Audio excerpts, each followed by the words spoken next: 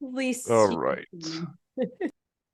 And as was requested a little bit earlier, we're going to start off every meeting with a financial modeling minute, or five, as it so happens. So I will talk a little bit about what is cash on cash return, and hopefully around 12:10, we can turn it over to Amy and invite her in as our guest speaker today.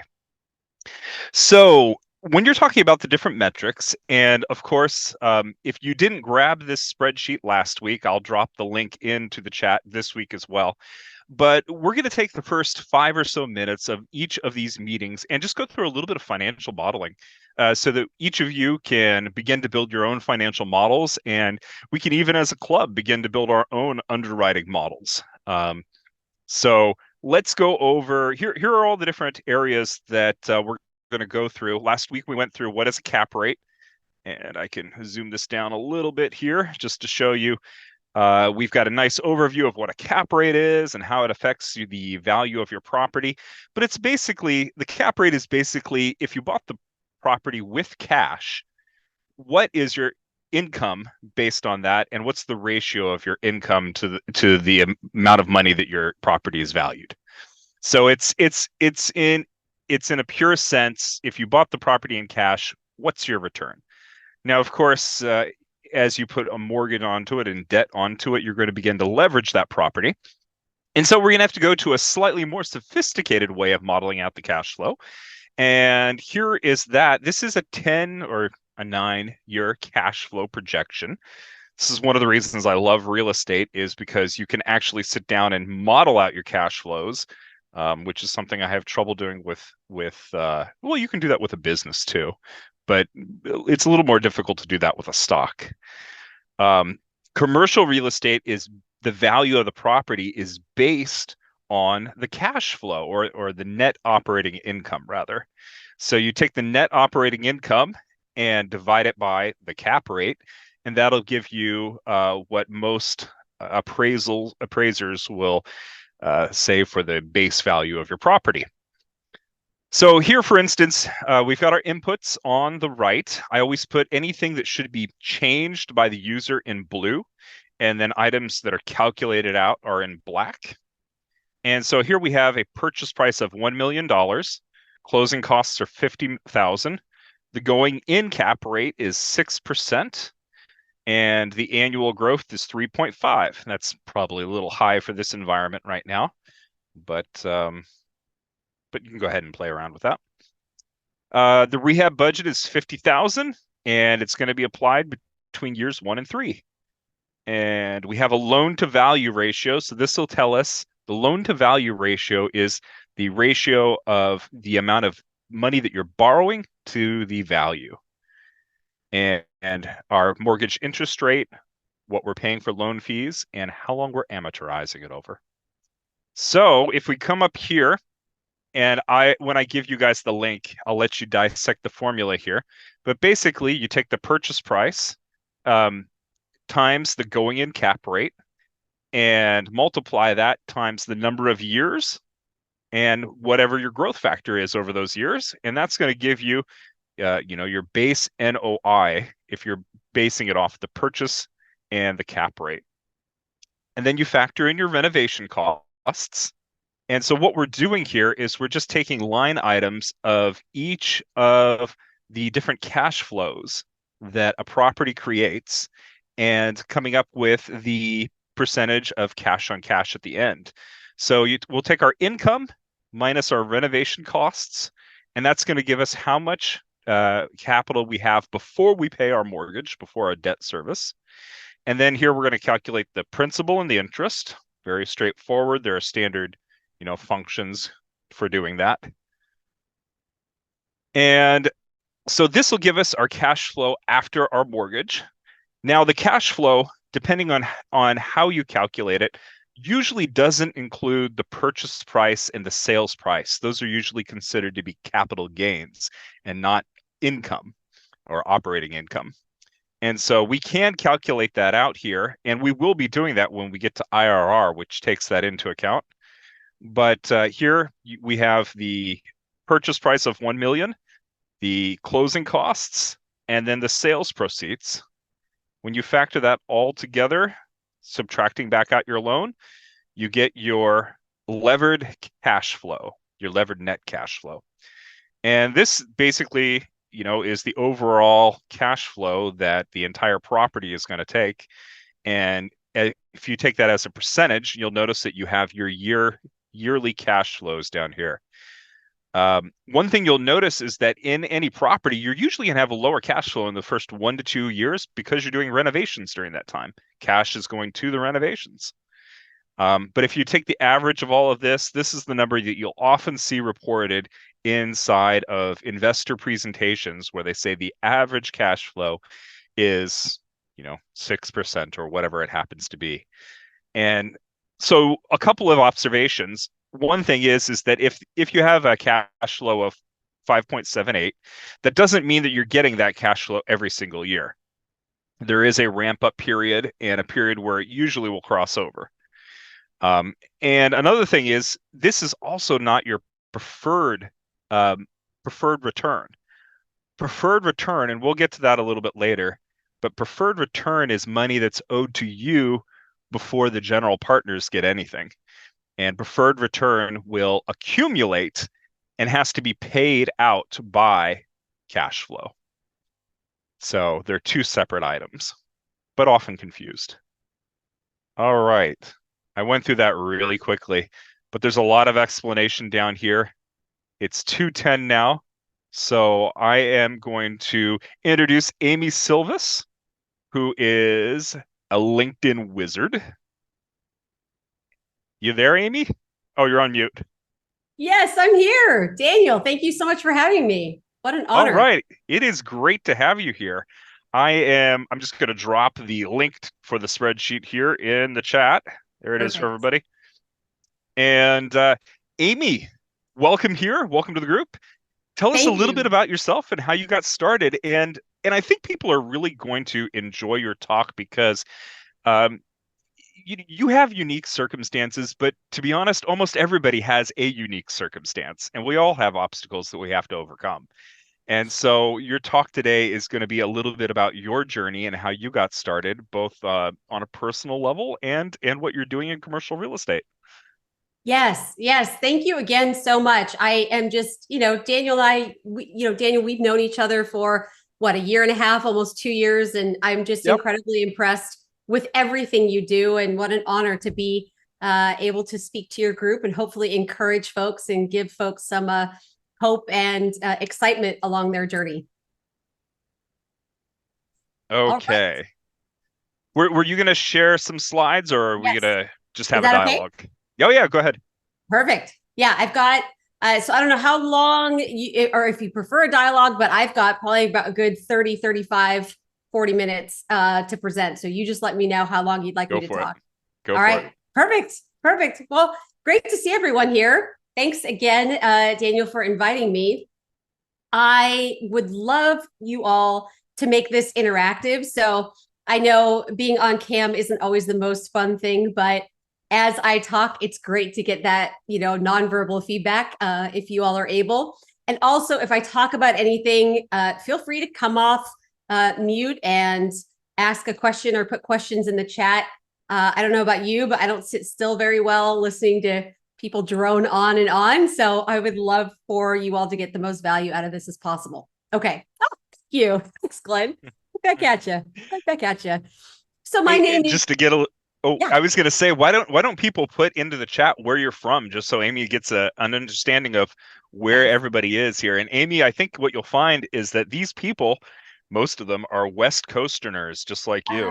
No way. Okay. We're talking your neck of the woods. I love it. Yeah, I'm out here in Pasadena, California. So a suburb of Los Angeles, born and raised. Let's see. Wow, this is great. Oh, we got one Austin person, but yeah, lots of Arizona, California, Oregon, Beaverton, Oregon. Ooh, my football team was around there last weekend. Rose Parade, DK knows. All right. A lot of Portland, Santa Clara. Amazing. Well, good. Well, fellow Pacific time zone folks for the most part. Well, I'd love to tell you all a little bit about myself and my journey, and show you kind of the tools, the mindset, other resources that I use to get going in my journey, kind of where I am today. And yeah, the goal is really to encourage you all along your real estate journey too. So Daniel and I decided to call this topic "Overcoming Obstacles," and you'll see a little bit why as we go along here. Caltech equals Pasadena. Marco, you got it. Yes. Some people either recognize us for JPL/Caltech or the Rose Parade or Rose Bowl if you're a college football fan. So, so who in the world am I? As I mentioned, my name is Amy Silvus. I am out here in Pasadena, California, born and raised. And that is a picture of husband Joel. It is a proper name. We do call him husband Joel. We both of our families are out here in LA. We've been married for about 6.5 years. And we have various hobbies. I mentioned college football. This is us at the Memorial Coliseum. We do go to the Rose Bowl quite a bit, especially on January 1st, to enjoy the college football scene, even if our Trojans aren't there. Love to travel both domestically and internationally. This is a picture of my uncle, my two cousins. We were in Vienna there. And I'm also the founder and CEO of Silvus Capital. So very similar to Daniel, I buy large commercial real estate. I've got about $225 million of apartment complexes under management and almost 1,500 units, as well as some flex industrial, 208,000 square feet there. And this is actually one of our properties in Evansville, Indiana. Has anyone heard of Evansville? Bonus points. You have, Glenn. Yep. Okay. Daniel, you have too? I have. All right. It is the third largest city in Evansville. Oh, you went to Purdue. Okay, Glenn. That makes a lot of sense. That makes a lot of sense. Yes. So yeah, behind Indianapolis and Fort Wayne, Evansville's the third largest city. All right. So why in the world am I here talking to you all? And why is there a picture of me as an infant on this slide? Well, I'm going to tell you a little bit of my story. And again, I am an open book. Feel free to ask questions either in the chat, come off mute. As weird and uncomfortable as it is to talk about myself, I've been told that my story can be, encouraging and inspirational. So I'm here to tell you a little bit about my journey. So if you are ready, I was born in 1981. Yes, I'm 42. I've got some grays and some wrinkles. I was diagnosed with a genetic illness called cystic fibrosis. If any of you have heard of that or haven't heard about it, it is basically a autosomal recessive illness, meaning my parents were silent unknown carriers. And my prognosis was I was supposed to live to be around 8 or 9 years old. That's why I proudly tell my age as a middle-aged woman. I'm like, I'm 42. So the illness is basically described as rapid destruction of lung function, mainly characterized by frequent infections, being in and out of the hospital, and either early death or needing a lung transplant at a young age of life. So as you can imagine, being in and out of the hospital, not an easy way to live, miss out on a lot of stuff in life. And it's tough to hold down a job and be self-sufficient with finances. So I'm going to tell you a little bit about my journey. I knew from a young age that I was likely not going to live a full life. And in fact, the first person I knew that lived with cystic fibrosis passed away when I was 5 years old. So I learned from a very young age what mortality was, what the prognosis of the illness was, and of course, how fragile life could be. This is me at 9 years old with my dogs. I found myself in and out of the hospital. This was high school, as I mentioned. Back then, we shared rooms with other people living with the illness. But it was very difficult to live a normal life and plan life. I think most people take for granted hey, I'm going to plan to go to college. Hey, I'm going to plan to have a career.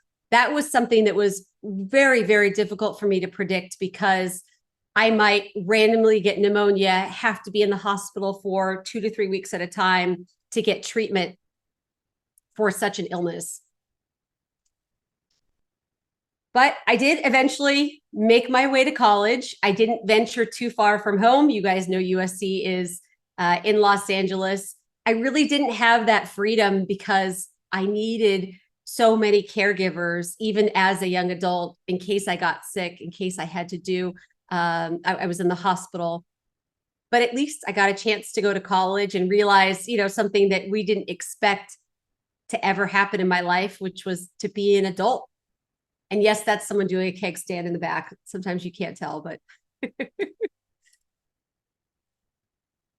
but along the way, even after I graduated college, planning for a career was very challenging. Not many employers, as you can imagine, are really interested in someone who needs to take a lot of time off. Even the best people, they need to be able to plan, right? And run a business. So not very easy to do. I became more and more sick as a young adult. I was probably around my early 20s here, in the hospital, in and out.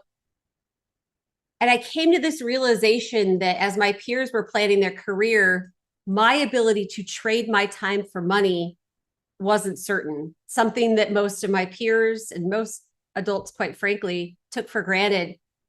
At the ripe old age of 23, I was trying to figure out how I was going to save enough money so I didn't have to be dependent on my parents, who had sacrificed so much for me as I was growing up.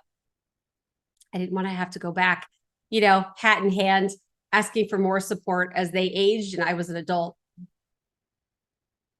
So how was I going to solve this equation of not being able to reliably be employed? I did end up in the biotech sector for quite a while, but really struggled as my health continued to deteriorate with cystic fibrosis.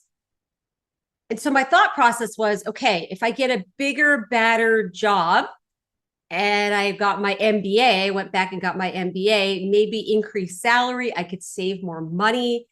Maybe that would be the solution to this equation of how I was going to be able to support myself living with this illness that has no cure.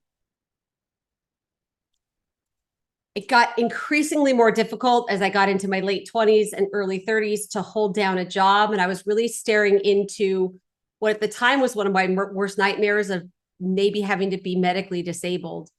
But thankfully, shortly after my MBA graduation, I came across that purple book I think a lot of us are familiar with called Rich Dad, Poor Dad, right?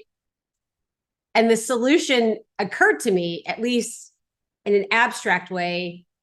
Oh, I didn't have to trade my time for money. There is a way to generate income when I was in the hospital, when I was at endless doctor visits, when I was on vacation, very few times I was able to do that, or overnight sleeping. I grew up and my father still does manual labor, come from a very middle-class household. This concept of investing and trading time for money just simply wasn't something I was taught. Believe it or not, for those of you who have college degrees, advanced degrees, they don't necessarily teach that in school either. They definitely didn't when I was getting my MBA. They taught us how to be employees. And there's nothing wrong with that, to be clear. But I know from my situation, and life happens to people, right? Like, you may become ill, God forbid, your family, you may have circumstances where you need to be a caregiver for parents. Having passive income can be incredibly important. And this book was really the beginning of my journey to realize this freedom. I think a lot of people call it financial freedom, but for me, it was just, I've got to find out a way to get these bills paid while handling this illness that I didn't ask for and was taking up more and more of my life. Has anyone here not read Rich Dad, Poor Dad? I'm curious. I'm assuming most people have, but if you haven't, I cannot recommend enough. It's a quick read. It's a big mindset shift. Cynthia, I appreciate you being honest, Cynthia. Yeah, definitely pick it up, give it a read. So I had this idea, right, of understanding that there were there was a different mentality. There was a shift of, oh, I could buy assets and have those assets spin off income, and I could do it in a passive way. Great. Big mindset shift, still dealing with an illness and being in and out of the hospital, but at least I had something I could sink my teeth into and go on an educational journey about to really help my own personal financial situation. What I didn't realize is I'd be able to help a lot of people along the way as well, which was really, we'll talk a little bit more about that. So I had the idea in my head, but the next steps of figuring out, okay, which type of asset class should I invest in? Where should I invest? What should that look like? And because almost all of my income I was making from my job was going towards just paying my medical bills. Some of this was pre-Obamacare. My medical bills were pretty high. Wasn't all that sure what to do. So on this journey, unfortunately, I was forced to medically retire at age 35. You can see a picture of my amazing parents and my husband there. They were my rocks at this time. 35 years old, I don't think is an age that most Americans imagine that they're going to retire, regardless of the reason. 65, 70, maybe nowadays. 35 was quite candidly a blow. I was pretty hell-bent on finding the answer, getting passive income. So it didn't really matter whether I could hold down a job or not. But when 2017 came, it was just a matter of where my health was. Thankfully, the good news is twofold. As with almost all setbacks, it was really a setup for something incredible because I couldn't work any longer. I was still in and out of the hospital, but I had quite a bit of time to really dive deeply into this passive income concept. And we'll talk more about the steps that I took. But needless to say, I look back several years, we're several years on now. I don't know if even while holding a full-time job, I would have had the time or maybe the bravery to jump full-time into the commercial real estate space and leave those golden handcuffs behind. This clean cut from my W-2. And the other great news is right before COVID in November of 2019, a miracle medication for cystic fibrosis came to the market, a drug we'd been looking for, hoping for, throwing money at governments and nonprofits and universities and regular drug companies. We fundraised and we're hoping and praying for a miracle medication that eventually came to the market. I'm not going to bore you with too many more details, but that drug was not the end of the setback. I finally had my health restored, not a cure, but a dramatic increase. But as you can imagine, the years and years of pneumonia and hospitalizations and living with cystic fibrosis meant I was quite vulnerable to COVID. So just a few short months after getting this miracle drug, I was locked at home, wasn't out all that much just to protect myself from the virus, especially pre-vaccine. Oh, thanks, Glenn. I appreciate that. So maybe you're like me, like I was. I'm like, wait a minute, I just got this miracle drug I waited 38 years for, and now I have to stay at home because of a virus. I thought this was my key to get out. So I used that time to launch my real estate investing company. So we'll talk a bit more about mindset, about the tools and kind of the framework I had there. But here we are, almost at the end of 2023. And I have this thriving real estate business that I'm very proud of that not only serves myself and of course my family's income needs, but allows me to serve my residents, my tenants, and also our investors. So before I get into more of the tactical nitty-gritty frameworks, ideas and such, I know that was a lot of information. You all got to know me extremely well over the last 16, 17, 18 minutes. But any questions, any thoughts before we get started? or move on to the next part? Okay. Oh, Hey, Amy, yes. Hey. what's your has your internal drive or aspiration, what motivates you, has that changed Mm, since as your medical condition has improved, as your career path has changed? What's driving you right now?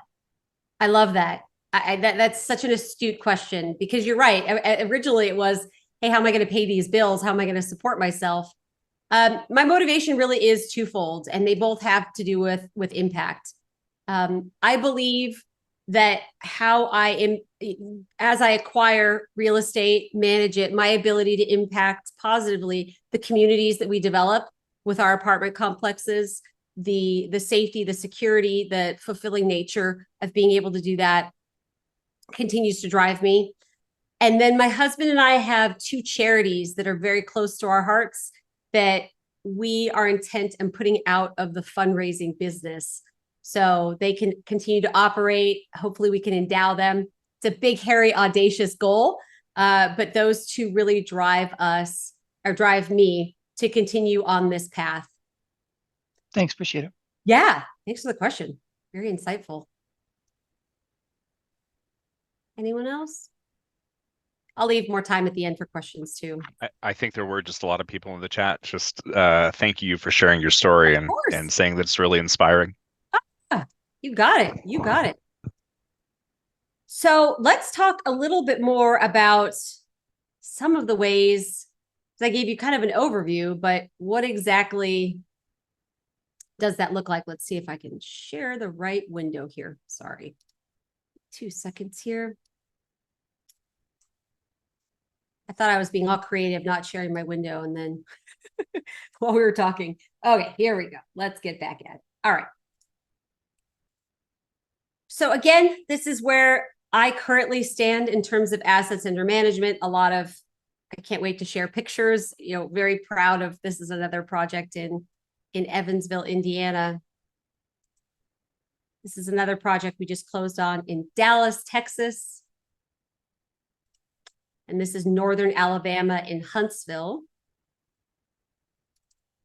Daniel's going to recognize this one. He and I are partners on this Flex Industrial project in Olathe, Kansas.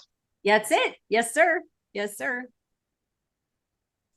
So why did I choose multifamily and Flex Industrial? That really is a big part of the story that I didn't dive too deeply in. But it isn't interesting because there are so many ways, right, to generate passive income. Multifamily and Flex Industrial real estate aren't the only. I alluded a bit to the impact that we can have in the multifamily space. My investors know, and I'm very clear with them, that we don't just see our residents as a line on a spreadsheet. These are human beings with needs. They deserve dignity. We try to help them in any way possible as our residents. We don't just evict right away and not understand their personal circumstances. So for me, being able to serve my own financial needs, but also be the quote unquote, good or better landlord meant a lot. Also, and I'm sure Daniel's talked about this, multifamily has incredible fundamentals. There's a bit of a housing shortage in the United States with to the tune of 5.5, or some even say 7 million housing units short. And there's a big glut of Class B workforce housing in the United States as well, that we can make sure to take care of those folks in that space too. Flex Industrial is also attractive because of the onshoring trends. I'm sure you all don't remember or do remember the not so distant past of supply chain issues. So a lot of companies are reshoring back to the United States or to the United States for the first time. There's quite a bit of demand for industrial space too. Okay. So let's talk about how I got started now that you know a little bit more about my background and what that all looks like. So the things that I focused on was working on my mindset, and then doing. So I actually passively invested alongside other people who were doing what I wanted to do. And I found a coach. None of this is probably earth shattering to you all, but if you're anything like me, when you're kind of in the mindset of, oh my gosh, I really want to get to this place, but all I can see are these obstacles, the reasons why I can't. Sometimes basic frameworks can really be helpful. Marco, what is Class B housing? Yes. Thank you for that question. We all tend to use all this industry jargon, and I appreciate you slowing me down. So Class A multifamily housing is typically the brand new construction or recently built over the past 10 or so years, maybe a little bit longer. So it's usually the highest rent. Maybe these folks are renters by choice, lifestyle renters. They could buy homes. They've decided not to. They're renting. Class B is really folks that they're kind of sandwiched in the middle in between Class C. Class C are really folks that will likely never buy. They have the types of jobs where they will likely be permanent renters, and they have a different set of needs and demand for housing and amenities than the Class A or Class B folks. Class B folks are kind of in the middle, not too hot, not too cold, just in the middle, if you will. So yeah, of course, my pleasure. Thanks for the question. Okay, so how did I work on my mindset? Again, Daniel said this so perfectly. I actually haven't heard a lot of people say this. The fact that none of us goes through this life unscathed, right? We all have ups and downs. It's just part of being a human being. And mindset can be such a game changer, especially when it feels like so much is going on in the world, or maybe in your own personal life that isn't within your control. So I spent quite a bit of time studying what does it take to be a successful entrepreneur, and what can I control myself? And through research, doing things like Tony Robbins, who I'm a believer of, and an educator, or educating myself just between, what's going on between these ears, I found that every successful entrepreneur, which is when you're an investor, you are an entrepreneur, even if you still have a full-time job, even if you're investing full-time, you're an entrepreneur.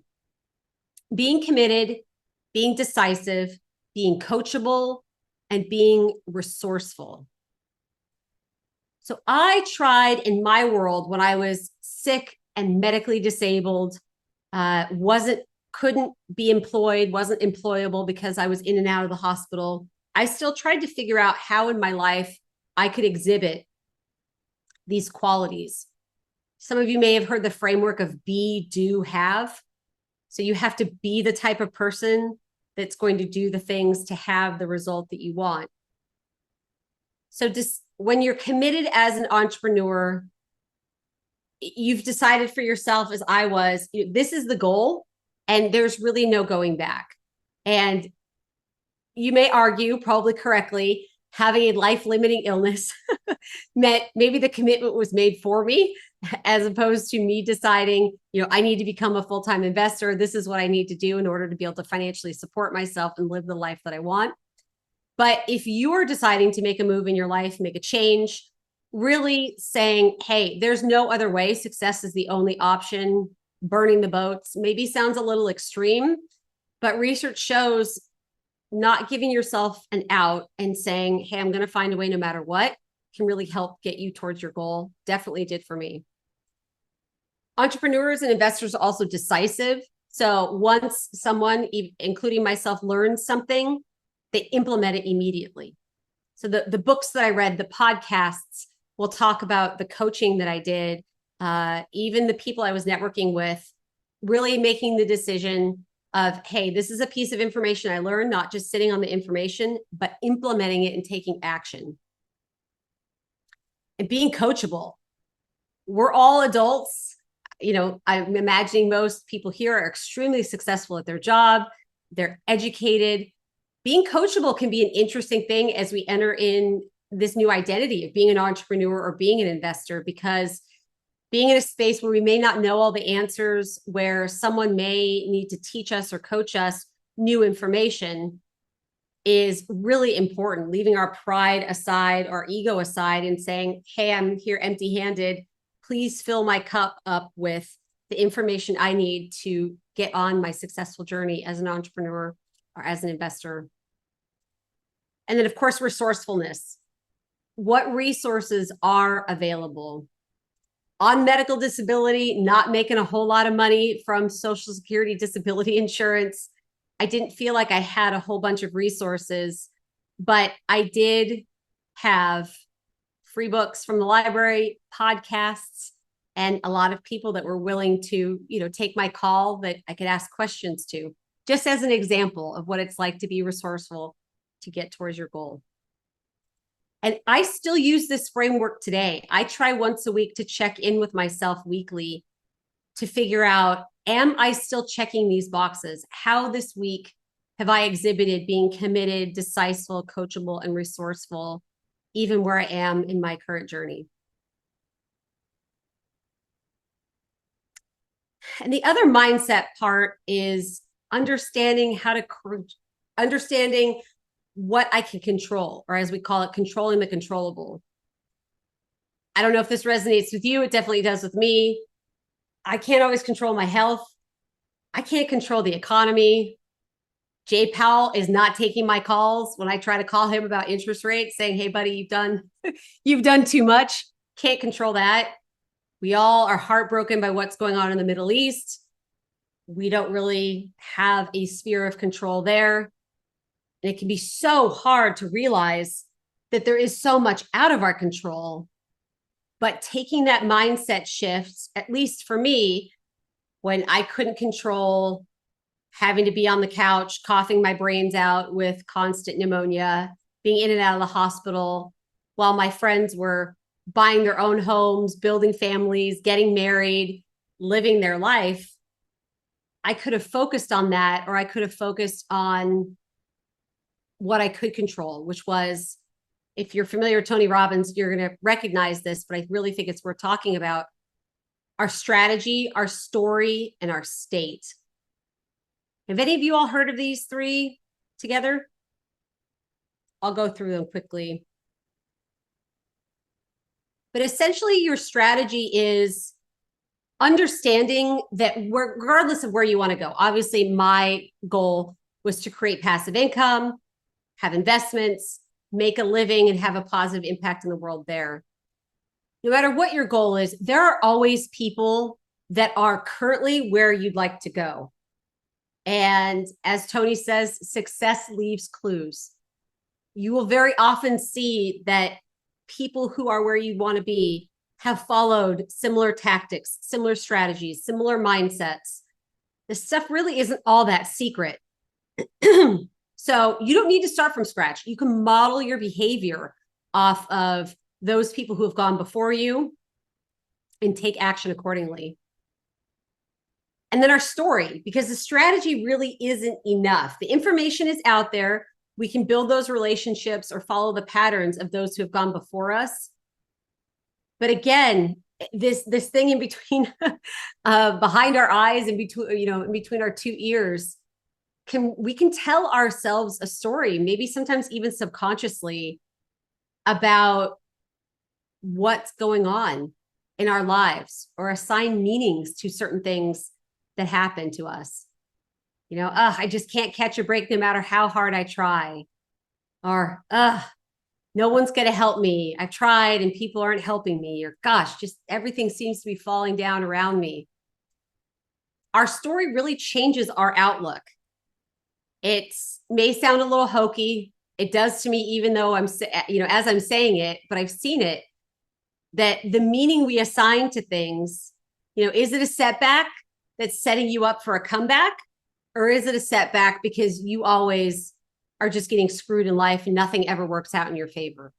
Both could be true, right? But you get to decide the story. Yeah, Glenn, that's perfect. I love that. Glenn says, move from I can't to how can I? And then our state. This is interesting.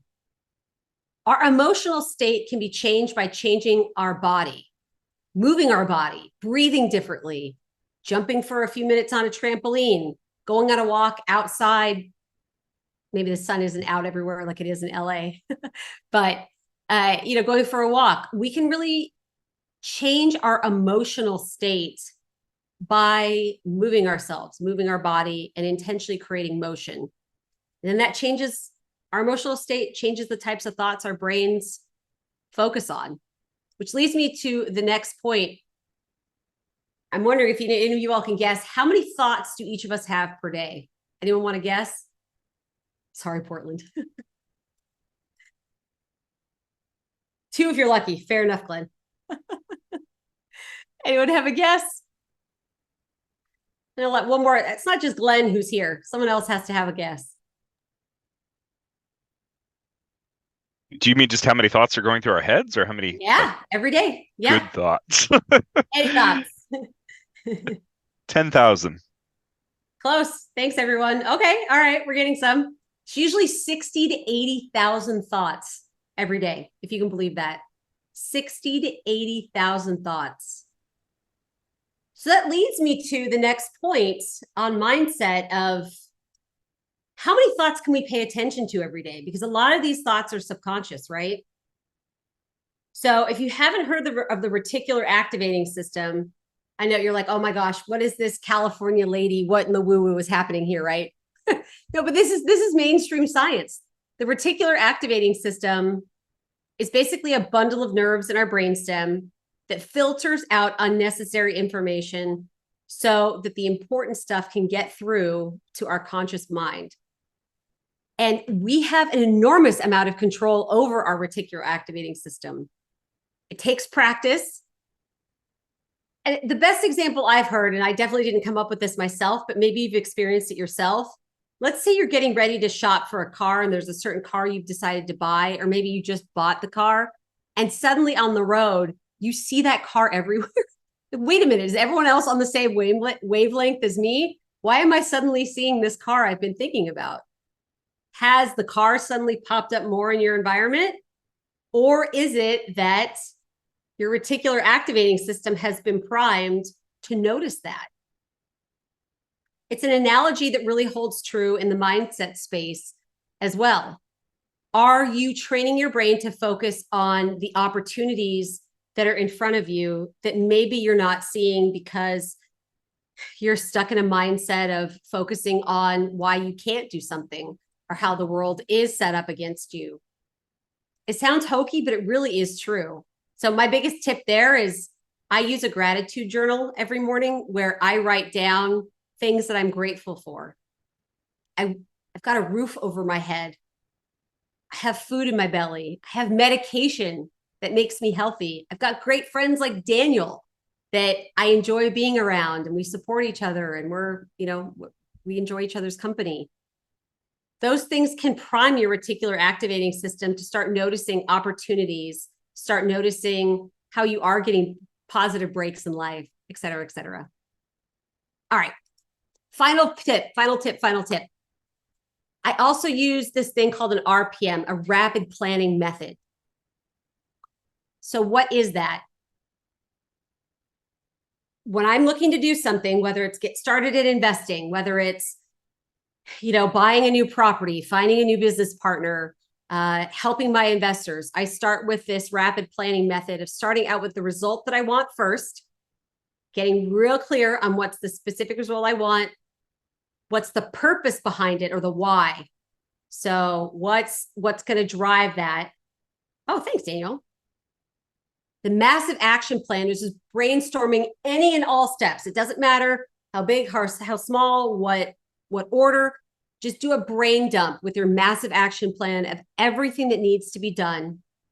And then prioritizing, okay, pick the top 3. What are the top 3 things of this massive brain dump that we can use to get us closer to our result?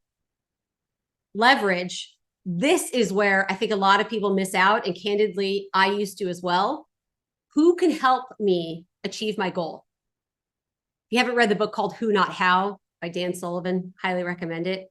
But very often there are other people that you can create a mutually beneficial relationship. You can leverage their skills, their talents, their coaching, all of that. And then executing and course correction. All right. Well, as you all know, for brevity's sake, I now do something very similar to Daniel. I connect capital to investment opportunities, and I continue to focus on my mindset, on these RPM models, to move my business forward to achieve these goals that I'm looking to achieve, that are far beyond just kind of my own benefit, but my big why of helping charities that my husband and I believe in, and serving our residents and investors.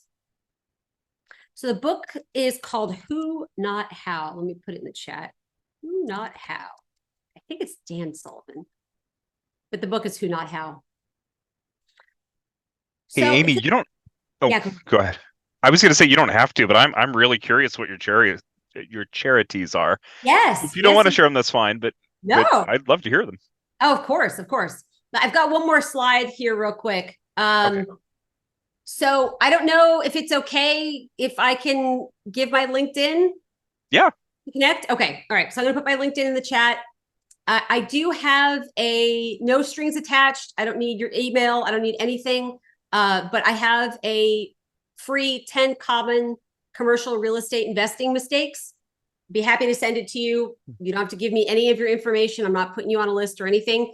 Just something through my experience. I wanted to help folks make sure that they don't make these mistakes if you decide to ever invest. So I put my LinkedIn in the chat. Send me a connection request. Send me a message saying, hey, I'd love this PDF, and I'll send it over to you. And then if you like QR codes, instead of in the chat, you can just scan this QR code. That's it. And Daniel, so the two charities are about 10% of people living with cystic fibrosis do not benefit from the drug that has changed my life over the past 4 years. So the organization is called Emily's Entourage. My dear friend named Emily Kramer Golenkoff is one of those 10% people that we want to make sure not to leave behind. Her version of CF is a bit more challenging than mine. So we just want to make sure we continue to fund the heck out of that research so she gets to live a life like the rest of us do. And my husband is from inner city Los Angeles, specifically East LA, and was a big benefactor of after school programs when he was growing up.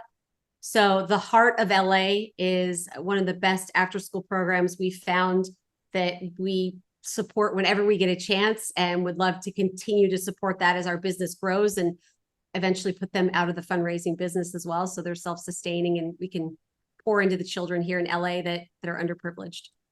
That's wonderful. It's always incredible to find a charity that you are so much behind that it helps you grow your business, and it grows who you are so you can contribute to them. Exactly. And to everybody here, I would highly recommend you see Amy's LinkedIn presence. Amy does a lot of her online presence through LinkedIn. She's really turned it into an art there, posting very frequently. And she just has a great page. So I highly encourage you to go over and see that. Thank you, Daniel. I appreciate it. This is fantastic. Happy to answer any questions you all have. Glenn, what coaching do I seek now? He asks. Yeah, I have 2 business coaches, believe it or not. One is a bit more kind of tactical and hands-on, loves to push me out of my comfort zone, which makes me insane, but that's how we grow. And the other one is more mindset oriented. Not that it's something I necessarily struggle with, but to get to the goals, the big, hairy, audacious goals that I'm looking to achieve, to scale, there are inevitably limiting beliefs, doubts, imposter syndrome, et cetera, et cetera. So meeting with someone regularly that, not a whole bunch of hokey pokey stuff, but just truly, leaning into the possible, the probable, and getting out of my own way, I found has been really helpful. If some of the people on this call wanted to go through a similar mindset journey, what would you suggest is the first 1 or 2 steps? Do they need to come up with their vision of what they want their goal to be? How would you characterize that? Yeah, I think sometimes I appreciate that you say, is it coming up with what you want your goal to be? I think sometimes our mindset can even limit our ability to dream like that. So I think diving into, I don't want to say Tony Robbins ad nauseum, but there are all sorts of mindset resources out there. Whether it's Eckhart Tolle or Tolle, however, people pronounce it differently, whether it's, Dr. Joe Dispenza. But I don't think as a society, we're taught to pay attention to, I guess, our blind spots or things that we just kind of believe to be true, but maybe aren't even true. So I would start off with educating yourself about the general subject of mindset and what it can entail. And inevitably that journey will lead to, yes, what are your goals? What beliefs you have about why maybe you can't get there, and continue down that path. I hope that makes sense. No, that's great advice for just, a lot of engineers here that and I include myself there, where I'm a Yes. very concrete thinker and I have to think, what are the next steps? Yes. Well, and I'll give you an example of mindset from my own family. So I cut my corn off the cob. I do not eat my corn on the cob. Didn't even realize that that was different than what other people did. Asked my mom, true story. Mom, why do I cut my corn off the cob? She said, because that's what I do. That's what I taught you to do. Mom, were you taught that? Have you done that your whole life? My mom is the second born of 10 children. So I have a lot of people, a lot of aunts and uncles I can kind of, validate or double check with. All of her siblings cut the corn off the cob before they eat it. Finally asked Grandma, why did you teach everyone growing up to cut the corn off the cob? Amy, I had so many kids. I didn't supplement with calcium when I was younger. I lost all my teeth. I have dentures. I can't chew the corn off the cob on my own. We have to cut it off. It's a silly example of sometimes we learn things, whether from our family or from work or where we grew up or anything like that, that we just routinely do, and it goes unexamined, that may get in the way of us achieving our goals. So studying mindset, even getting a mindset coach or things along those lines may help you uncover some things that you don't necessarily recognize in yourself, but maybe getting in the way. Cutting corn off the cob is not getting me in the way of contributing to after school programs in LA, but hopefully the analogy holds and you see that we all have things like that may be worth examining. Save some flaws. It's very good. It does save flaws. Anybody want to take themselves off mute and ask a question? And we have 4 minutes left, just so everyone knows.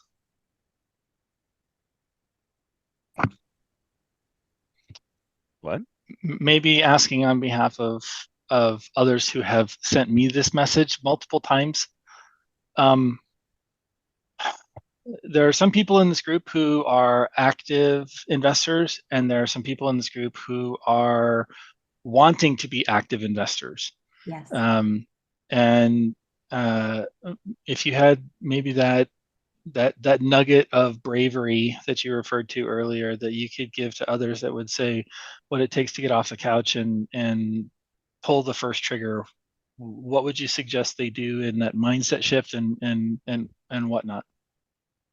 Yes. I think for me, bridging maybe on what Daniel mentioned is I think often in lists and comparisons myself. So if I want to do something, but I'm also finding that I'm not doing something is getting in the way, creating a list, as I did on this journey of, okay, what are the benefits that I'm looking for from doing this? Let's say I'm not an investor. I'm afraid to do it, but I want to invest. Okay, great. So what benefits do I want to glean? What is the why behind wanting to invest? Is it spend more time with my kids?